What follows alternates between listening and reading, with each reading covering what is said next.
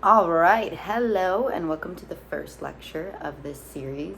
So this week we're working with Sci-Fi as RE-STORY-ATION. Okay, so Kimmerer, Robin Wall Kimmerer, she asks us this question: how can we begin to move toward ecological and cultural sustainability if we cannot even imagine what that path feels like, right? We have to imagine it before we get there, and if we can't even imagine it, how are we going to do it? Right? That's what she's asking. Okay, so what is a true story? Okay, there's a scholar named Trinh Ha, and she asks, why truth at all? Why this battle for truth and on behalf of truth? I do not remember having asked grandmother once whether the story she was telling me was true or not.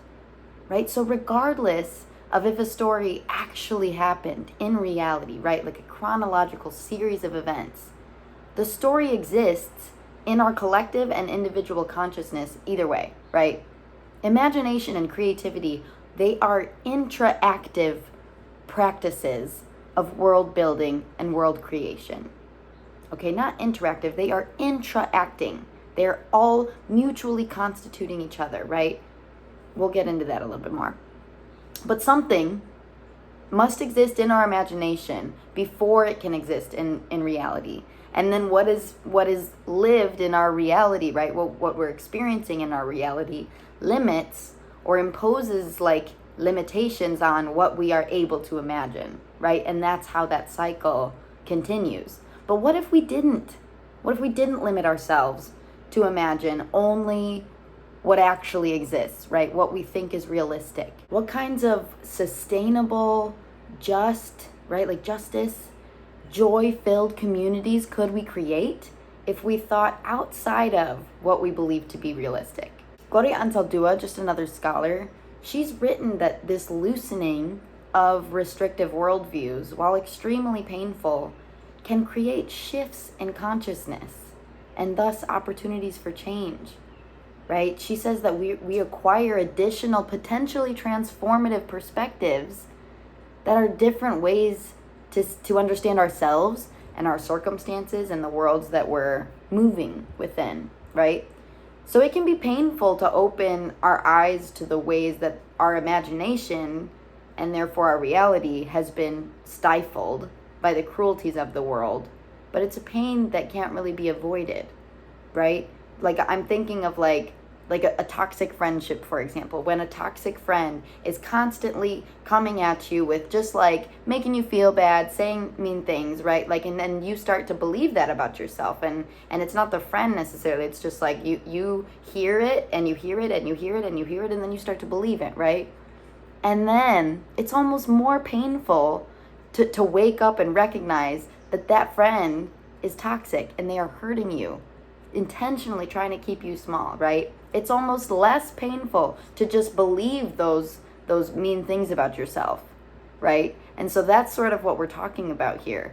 We can't avoid that pain just because it sucks to deal with, right? Vale la pena is what my ancestors might say. The pain is worth it. So this obsession with capital T truth, right? A capital T to signify that it is universal, that it is holy, right? That capital T truth, the empirical truth, is at the center of really any system of knowledge that's like trying to understand the world, right? Whether it's philosophy, science, even religion, right? One of the prominent Greek scholars that's often studied during the Renaissance was Protagoras, okay? He's around, he's thinking within the time frame, let's just say 400 BCE. Okay, so 400 years before we started measuring time the way that we do now, right? Before Christ, right? 400 years, this man said that man is the measure of all things. Okay, that is understood to be that truth, like a lowercase truth, is always relative to the perspective of that man. And it's a little t truth, because truth is relative to, according to Protagoras, right? So Protagoras' work essentially laid down the foundation for relativism to build upon years later, like centuries later, okay? We're not really going to be talking about relativism, but we are going to be talking about truth and truth. But relativism suggests that truth and knowledge are subjective and relative to the cultural context in which they are produced. Okay, so like cultural truth, not capital T truth, but like for this culture, this is true. Even if for another culture, something else is true, right? So Protagoras proposed that there is no absolute universal right with a capital R or true with a capital T, right? There's only beliefs that are right and true, right? Relative to the cultural context that they are emerging from. So that was Protagoras. In contrast, Plato, which is around the same time, about 400 BCE, okay? He believed in an objective standard of truth that exists independently of human perspective. Okay, so he believes there's such a thing that is universally true outside of us even calling it true. In Plato's book, Protagoras' claim, he basically disses Protagoras' claim, and he critiques it, saying that it inevitably contradicts itself. Okay, so following that logic, in the book, in Plato's book, where he's roasting Protagoras, like a little diss track of Protagoras, Plato says that if each individual is the measure of truth, then contradictory beliefs held by different individuals would both be true, which would undermine the possibility of rational discourse and inquiry, right? Which is essentially what we're trying to do in science, right? Socrates, I'm sure you've heard of him too, he raises the question in that same book from Plato. They're both now roasting Protagoras together. And I say roasting, they're having a discourse, they're talking. So Socrates raises the question, he's asking, are moral values subject to interpretation, right? Can I individually interpret what is morally right and morally wrong? Or is there some objective standard of right and wrong that transcends cultural context or any contextual perspective, right? So essentially, Plato is arguing that if truth is relative to its believer, then he says, so is Protagoras' claim, right? That truth is relative. So Plato takes Protagoras' argument about man being the measure of all things, which we now call the measure doctrine, and he applies that measure doctrine to the claim itself. The logic here that Plato and Socrates are using is that if Protagoras really believes that it is always true, capital T true, that truth is relative to someone's perspective, the claim collapses in on itself. So at a meta level, this very discourse, the one between Protagoras and Plato, represents Protagoras' claim in action, right? For Protagoras, there is no universal truth. There are only little t truths. So for him, truth is rooted in belief. But Plato does believe in an objective capital T truth. And of course, he uses a framework that uses the existence of a capital T truth to measure the validity of Protagoras' claim, right? But I want us to just kind of think this through. Protagoras' argument really resonates with the humanities, right? The humanities study stories, and we validate subjective, like lived experiences in reality, right? But Plato's stance, which values empirical capital T truth, that resonates a little bit more with scientific academic categories like math, biology, medicine, right? So this debate between Protagoras and Plato, and then also Socrates is in there, this points to this binary between objectivity and subjectivity that affects and divides Western educational institutions to this day, right? We still separate the sciences and the humanities, and only one of them really get praised, right? None of my friends in graduate school that were studying science, none of them got asked, what are you going to do with that degree, right? I get asked all the time. Here I am teaching this class, and I still am asked, what am I going to do with that, right? What's the value of little t truth, right? So during the Renaissance is when all of these scholars went back to these Greco-Roman texts, okay? So during the Renaissance, humanism really took off, and humanism was basically just this cultural movement that was studying what it meant to be human and how humans are separate from and above everything else, right? Like think of the Vitruvian Man drawing. Like that is coming out of the Renaissance. It's attempting to look at man as like we're talking white man as like the pinnacle of what human is, right? And so there's a lot of Renaissance humanists, and again, this is during a time period that mainly men are in the discourse, right? but they're viewing Christianity as compatible with, or even the fulfillment of, the moral and spiritual insights of these ancient Greco-Roman philosophies. So obviously Christianity emerged centuries after the height of ancient Greek civilization. Christianity gradually spread throughout the Roman Empire and beyond, eventually becoming the dominant religion in the Western world, and then leading to the decline of the traditional Greco-Roman polytheism, right? The belief in more than one God. So it wasn't until the arrival of humanism in Europe and the revival of the philosophy of these ancient Greco-Roman texts that, for example, Plato's work was aligned with Christian morals. Okay, that capital T truth that Plato was articulating with scientific inquiry was read through the lens of Christianity and the capital T truth of religion, of Christianity, of that one true God, right? And so, we're talking about this from a historical standpoint. We're talking about this from, we're going to get into the literature, the stories. We'll get into it. But in the Skywoman Falling excerpt that we're reading this week from Braiding Sweetgrass by Robin Wall Kimmerer, Kimmerer uses origin stories as a way of orienting us to her worldview and the way that she does science, as well as how we as readers should read her work, right? She gives us these origin stories as a way of orienting us to the world. Where am I looking? How am I looking, right? Through which glasses am I looking? That's why she's using origin stories. There's another scientist named Donna Haraway who has written that it matters what stories we tell to tell other stories with. Okay, I'm going to say that again. It matters what stories we tell to tell other stories with.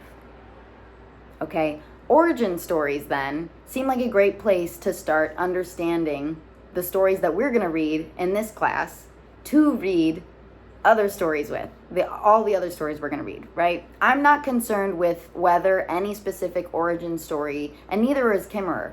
We're not concerned about if it is true, if it is capital T true, right? If it actually happened. We're more interested in the little t, the cultural truths produced through these origin stories. Okay, so it's not about whether or not they happened or how they came to be. It's the fact that these stories themselves exist and they inform the way we understand the various other stories that we hear and tell throughout our lifetime.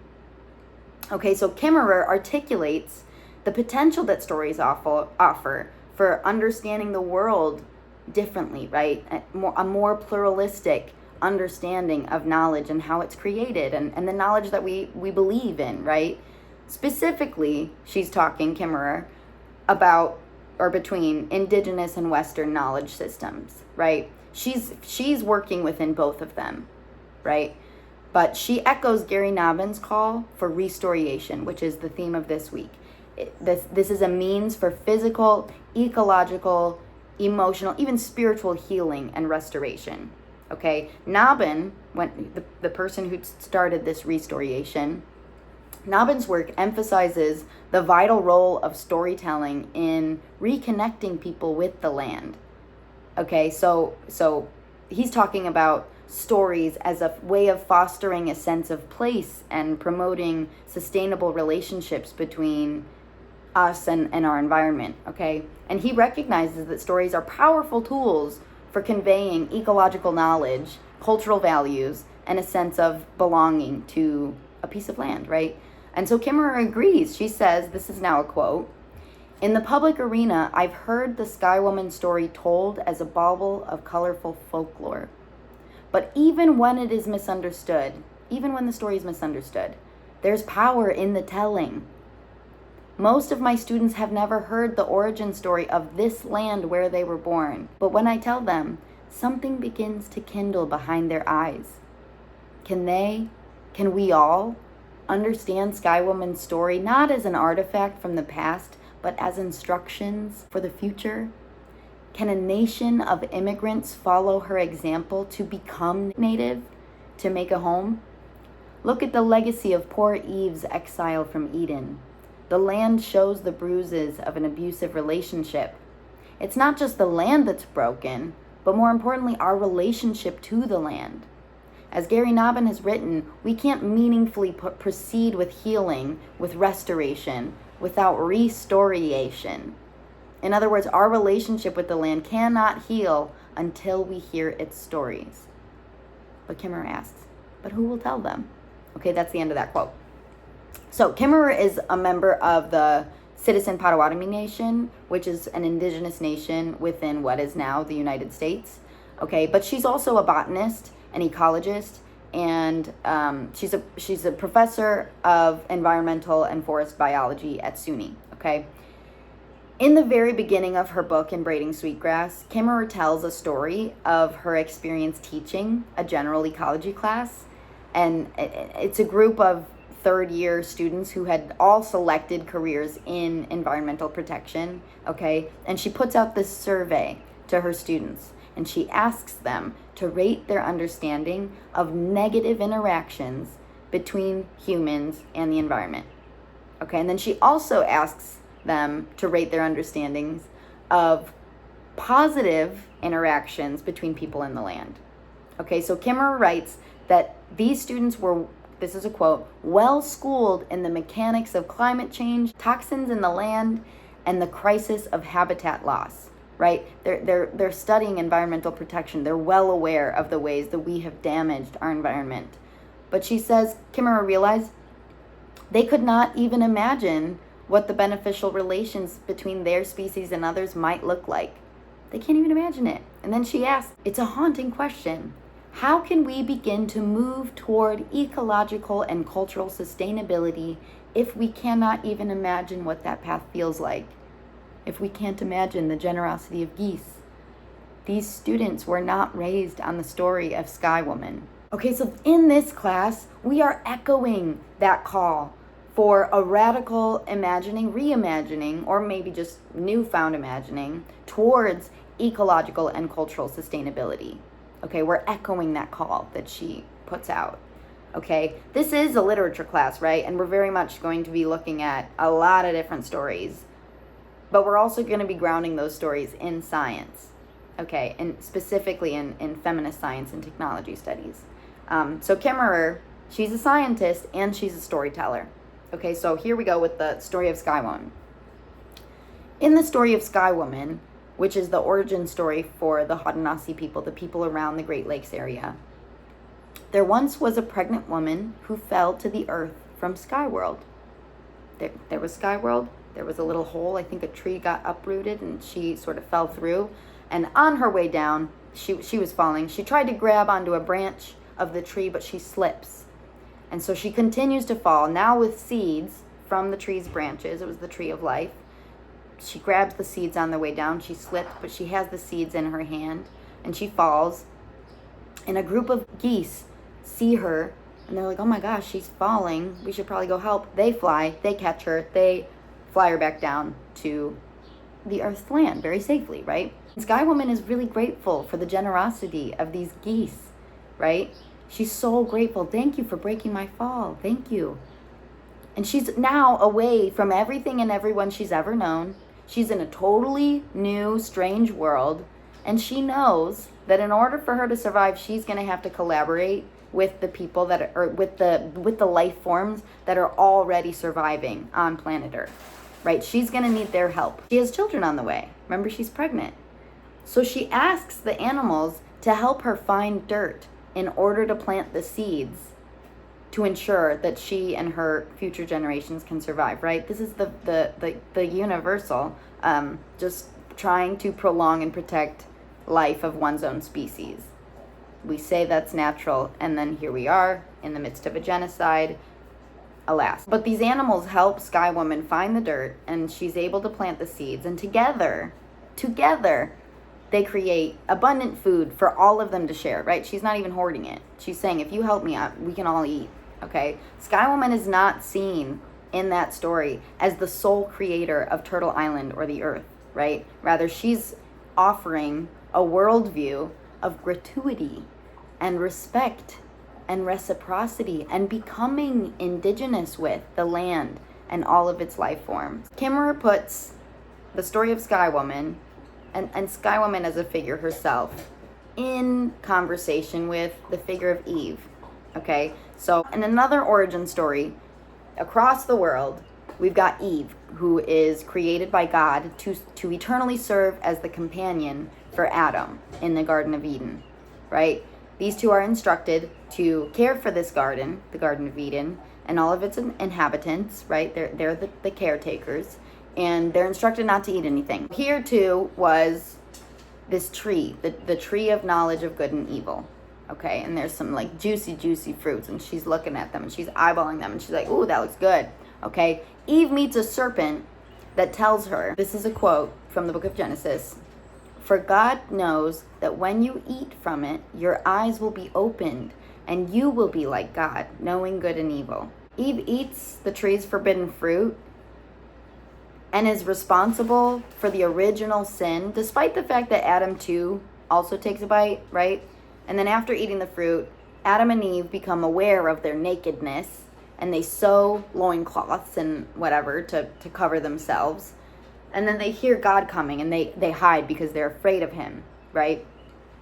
God calls out for Adam specifically, asking where he is, and Adam said he's afraid to come out because he's naked. And so God, of course, asks if Adam ate from the tree, right?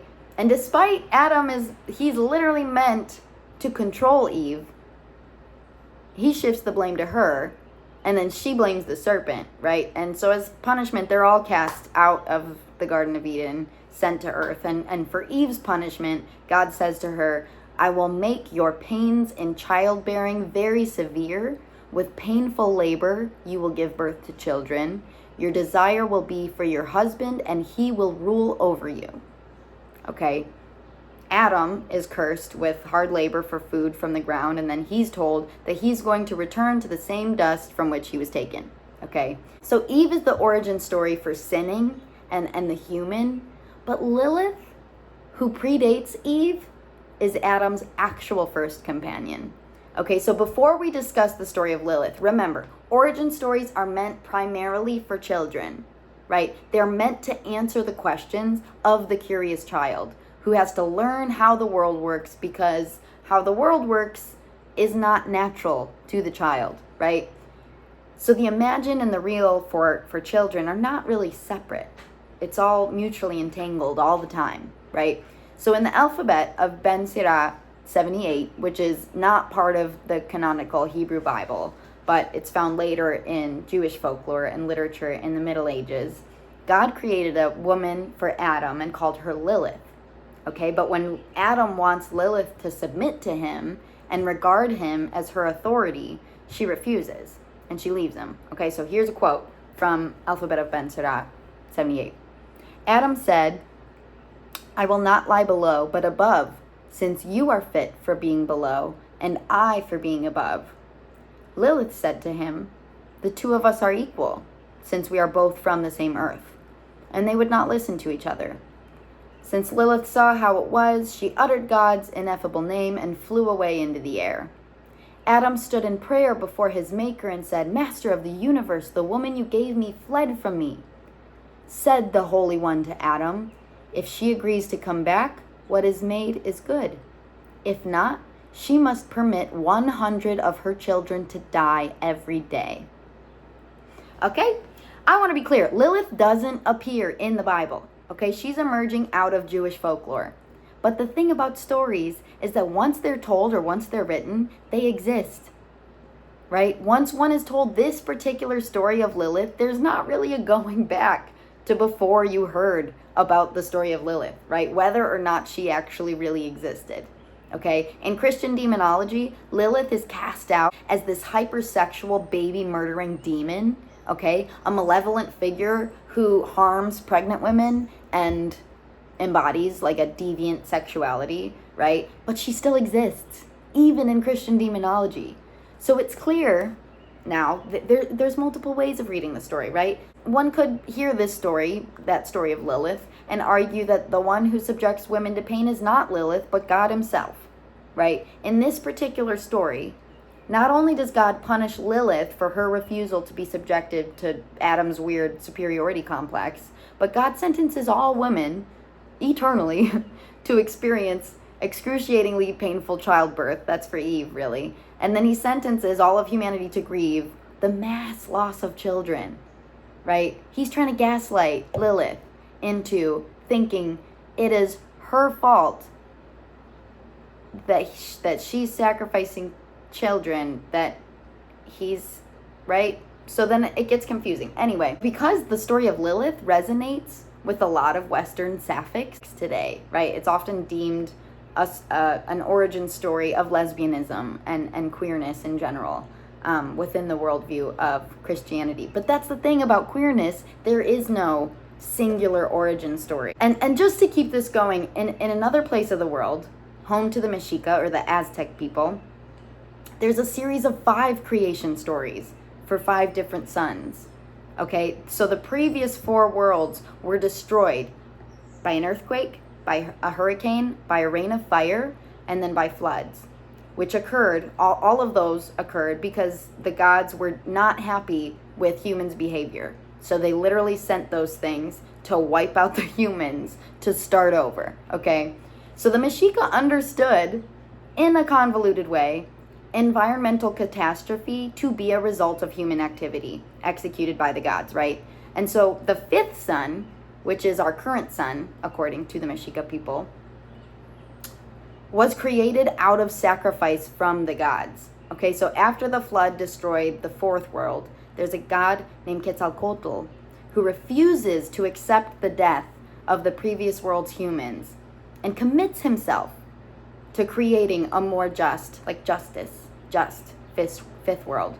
Quetzalcoatl travels to the underworld with a few other gods, and they steal the bones of the previous world's people, and they grind those bones up into a powder, and they offer their own godly blood, right? They're mixing it up in like a mortar pestle sort of situation. But anyway, they're offering their blood, and they're using it to bring new humans to life. And so these gods are symbolizing their commitment to the renewal of life and the continuation of the world, right? So the Mexica origin story take the existence of multiple worlds across multiple temporalities to be true. And each world's emergence depends on the destruction of the previous, right? Each story confirms the codependency of living and dying and of creation and destruction. Okay, so there are a lot of different origin stories. We're gonna almost be done with them. There's a lot of different origin stories for the creation of humanity and the earth, all of which tell different stories for and toward our relationship to the earth. When Skywoman thanks the earth and all of its beings for helping her sustain her own and her future child's life, she teaches us our responsibility to develop a reciprocal relationship with the land, right? And ecologists would agree with her, right? They would cite the simple fact that photosynthesis is where plants convert carbon dioxide into oxygen, which is essential for our respiration, and then we in turn can care for that plant, right? And Lilith says that she is Adam's equal because they're both made from the same earth. Chemists would agree, right? They'd say that we, humans, animals, plants, fungi, microorganisms like bacteria and viruses, we're all made up of atoms, like carbon, hydrogen, oxygen, nitrogen, a lot of other ones, right? When the Aztecs said that their gods destroyed the previous 4 worlds through natural disaster because of human immorality, linking human activity to environmental destruction, scientists today would just add that the burning of fossil fuels, deforestation, industrial processes, and other human activities release these greenhouse gases such as carbon dioxide and methane and nitrous oxide into the atmosphere. And these actions, all of which are for profit, right? They're not essential. They are for profit actions, cause the Earth's temperature to rise. And in turn, we get rising sea levels from the melting glaciers, and we get forest fires, right? And when Quetzalcoatl begins a whole new world without permission, Quetzalcoatl's self-appointed sense of responsibility or response ability, the ability to respond, that teaches us our own potential for solidarity, right? we learn from Quetzalcoatl the power in acting in accordance with our beliefs, right? And that justice requires sometimes creative rule breaking. The master's tools will never dismantle the master's house, right? And so the master's story will never disprove the master's story. Banu Subramaniam has used the term nature culture. They weren't the first one, but they used the term nature culture to engage with the idea of defining what is natural as proof for legitimizing and affirming culture. Okay, so what is right is what we consider to be natural, or what we consider to be natural is considered right. And then what is wrong is unnatural, and vice versa, right? So for example, coinciding with the height of European colonial expansion, colonizers and eugenicists in the late 19th and early 20th centuries promoted this scientific racism through eugenics that attempted to naturalize white supremacy, right? This is a pseudoscience. And this pseudoscience, which was embedded into the framework for colonial expansion, that pseudoscience deemed Black and Indigenous people less than human or even non-human. And their cultures were said to be inherently inferior due to the lack of the Christian God, right? The absence of the Christian God. And so indigenous religions and ways of knowing, like knowledge systems, were labeled primitive and barbaric, right? And what was natural became synonymous with what was culturally acceptable in European lifestyles. And the unnatural referred to anything or anyone that fell outside of a Western Christian worldview, right? What was deemed natural essentially became synonymous with what was capital T truth. But in search of universal truths, these capital T truths, that 2 + 2 is always 4, for example, the West's obsession with progress has resulted in a collective dismissal of the cultural truths produced through origin stories, right? That X is not always 2. So in the Western Academy, there has been this historical emphasis on scientific rationality and the search for these objective capital T truths, often prioritizing universal principles that apply across cultures and contexts, right? This emphasis on progress and universalism has led to the elevation of certain forms of knowledge. Think the STEM fields and how much they're pushing STEM, right? But it also marginalizes and dismisses other forms of knowledge, such as indigenous knowledge systems and even stories, right? Storytelling. The idea that 2 + 2 is always 4, that represents a universal truth in mathematics, right? It's grounded in logical, objective, empirical principles. It's exemplifying the Western emphasis on objective rational inquiry and the search for these immutable truths that transcend cultural and historical contexts, right?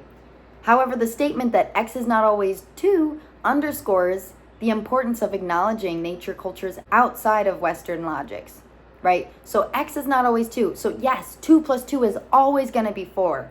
And at the same time, X is not always going to be 2. So many indigenous people have rich and complex traditions of storytelling and myth-making that convey important truths, lowercase truths, about the human experience and morality and the natural world. And these offer alternative natural cultural understandings that diverge from Western conceptions of capital T truth, right? Stories and storytelling don't really conform that much to these Western standards of empiricism, right? Stories don't always lay out a systematic observation and a clear experiment with a methodology and a collection of data, right? Stories don't even always adhere to scriptocentrism, which is just the privileging of written texts over other forms of knowledge transmission, such as oral traditions or lived experiences or other cultural practices. Within a section, we haven't read this, but this is just something I think is worth knowing. Within the section titled Invoking Art in Gloria Anzaldúa's book, Borderlands, she recounts the power of story to transform both the storyteller and its listener into something else, okay? Which is, she calls it shamanistic in nature. Stories are not inert objects for Anzaldúa, like separate from their listeners and tellers. It's not something that just exists outside of us. She says that stories are a performance that are always requiring active engagement from both the listener and the storyteller. And also, they're implicated by the worldviews of the listener and the storyteller, right? And so the story itself, Anzaldúa says, has an identity. These stories are always interacting. It's about the storyteller, it's about the listener, it's about the cultural context, it's about the location, it's about what birds were in the sky, it's about how the wind was blowing that day, right? All of these things go into how the story is functioning. Stories are culminations of interactions, or these are mutually constituted expressions of agency that emerge inevitably out of multi-species existence. Anzaldúa says, let's stop importing Greek myths and the Western Cartesian split point of view and root ourselves instead in the mythological soil and soul of this continent, right? She continues to say that we in America have only really attended to the body of the earth in order to exploit it, never to be nurtured by it. So Anzaldúa is asking us to step out of this big T, little t, truth dichotomy and let ourselves begin to accept the messy entanglements between nature and culture. And through this acceptance, we can begin to reclaim our power to imagine beyond what seems realistic in the here and now, in this present moment, right? And so this is where science fiction and storytelling comes in. The Anthropocene is the most recent period in the Earth's history where human activity and exploitation of natural resources has a profound impact on the planet's climate, on biodiversity, on ecosystems, right? So I'm going to say we, but by we, I really mean like the richest 1% of humans. But we're exploiting the Earth's resources for as much wealth as we can hoard, right? The wealth that we created, not inherent natural abundance from the Earth, but this monetary capitalist form of wealth that we just collectively believe in, right? We're stripping organisms from their life worlds to commodify them, and we're devastating massive amounts of habitats in the name of capital P progress, right? It's underdevelopment. All of these animals just lost their homes, but sure, it's another parking garage or whatever, right? The Earth is hurting.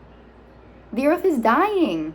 And while it would be easier to continue to avoid the fact that the Earth is dying and distract and numb ourselves with endless media entertainment, alcohol, drugs, and processed food, but Kimmerer says it's time for us to listen to the Earth's story. Okay? She asks if we, a nation of immigrants, can learn from Skywoman, who was the original immigrant, right? She fell from a totally different world into this new world, and she had to learn how to become one with the ecosystem. She had to learn how to, right? And Kimmerer is asking if we, a nation of immigrants in America, can learn how to become indigenous with our local ecosystems, right? At the end of that chapter, she says the plants can tell us her story, Skywoman's story. We just need to learn to listen. Not how to listen, learn to listen. Anzaldúa has warned us that fighting back is not a way of life, she says. Okay, the concept of fighting in general puts someone into a dichotomy. She says it locks us into a duel, okay? She says it's not enough to stand on the opposite riverbank shouting questions, challenging patriarchal white conventions. A counter stance locks one into a duel of oppressor and oppressed. But the possibilities are numerous once we decide to act and not react. Okay, so in this class, we are not listening to one story and not another. In this class, we are always going to be listening to multiple stories at once, even and especially when they contradict each other. Okay, we're going to find the ways that each story helps us understand the next story, or perhaps how our understanding of some stories completely collapse when we're introduced to a new story. Okay, we're going to talk about science. We're going to talk about fictional stories. We're going to talk about science fiction stories. Sometimes those are going to be the same thing. Sometimes those are going to be at odds with each other. But we have to remain flexible and willing to push past that pain of hurt egos and changing worldviews. right? So I want to be clear. Apocalyptic and escapist narratives about climate change and environmental destruction, like think about WALL-E, right? That's not what this class is about, okay? This class is about staying with the trouble, as Donna Haraway puts it, okay? The stories that we're going to engage in are stories that grapple with the realities of what unsustainable life practices might look like, okay? And these stories are going to hurt, and you're going to want to run away from them. And at the same time, these are the stories that are going to bring deep joy for the resilience of life and reinvigorate your personal relationship with the earth itself. So this week we're going to read 3 short stories, all of which are available on Carmen. So we've got The Ice Child by Tara M. Williams, which is sort of like a mythical origin story for climate change. Okay, this is a quote. "Winter could be no more cold or cruel than these supposedly warm-blooded mortals who had left her here to die." Okay, that very brief story is interesting to think about in terms of care and abandonment and distraction. We've got The Doorman, which is like a Noah's Ark-like take on a myth of global warming. And then we've also got Escape Out the Back Passage, which articulates the like arbitrary rules that a dad implements for his teenager while he's away. They're experiencing a water crisis. They don't have access to water. And so he has to leave. And what does he tell her? Stay out of the liquor cabinet, right? So no matter what apocalypse one is facing, the rule is always going to be stay out of the liquor cabinet, right? So I want us to read these stories together. I want us to read these stories separately. I want them in conversation with each other. I want them in conversation with this lecture. I want them in conversation with Kimmerer, right? Read into the science. Read into the fiction, read the science as fiction, read the fiction as science, and get playful with your reading practice. Okay, so once you've read the stories, you can go ahead and head to the discussion board for this week, our discussion post.